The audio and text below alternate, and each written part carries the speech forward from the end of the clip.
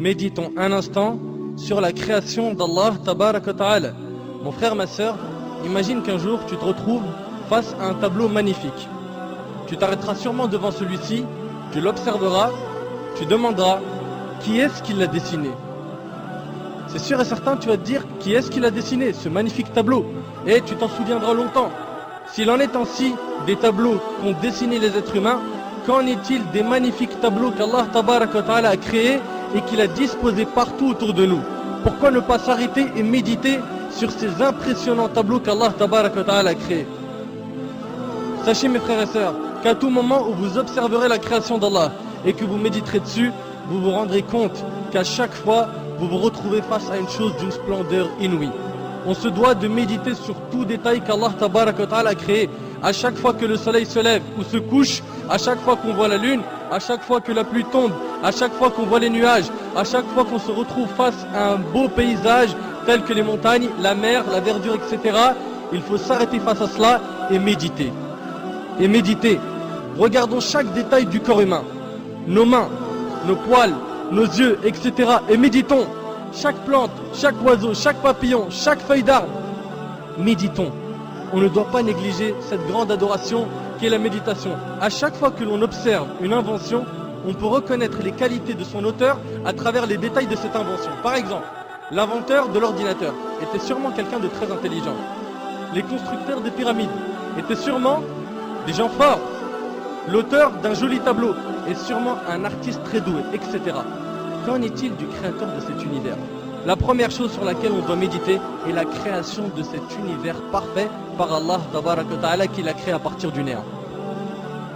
Allah Tabarak wa Ta'ala a dit dans Sourate Al-Baqarah, et médite un petit peu sur ce verset. Allah Azza wa Jalla a dit dans Sourate Al-Baqarah, Sourate 2, verset 117, Badi'u as-samawati wal-ard. Badi'u as-samawati wal-ard, qui signifie il est le créateur des cieux et de la terre à partir du néant. À partir du néant.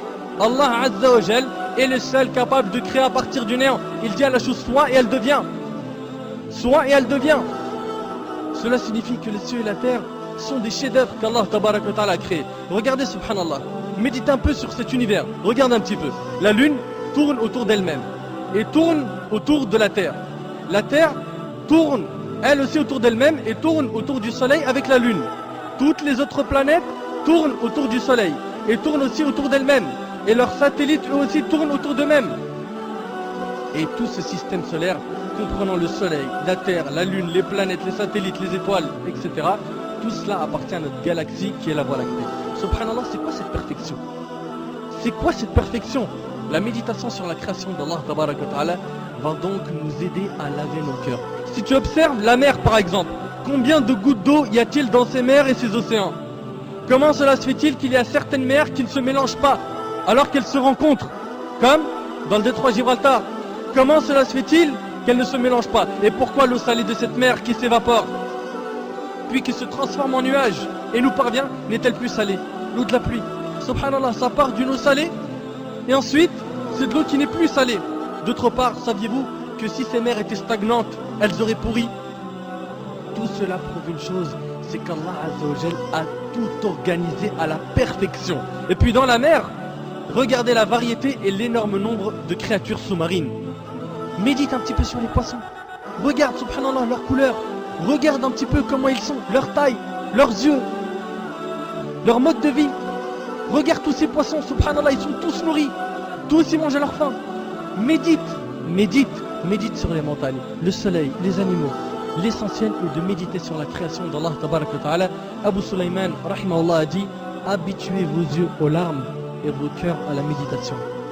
Habituez vos yeux aux larmes et vos cœurs à la méditation. Mes frères et sœurs, je sais que cette adoration était ignorée par un grand nombre parmi nous. Faisons-la revivre afin d'améliorer notre relation avec Allah Tabarak wa Ta'ala. Et je termine en demandant à Allah Azza wa Jal de faire de nous des pieux qui réfléchissent et qui méditent sur la création d'Allah Azza wa Jal. هذا ما أعلم والله عز وجل أعلى وأعلم سبحانك اللهم وبحمدك أشهد أن لا إله إلا أنت أستغفرك وأتوب إليك وبارك الله فيكم وجزاكم الله خير والسلام عليكم ورحمة الله وبركاته.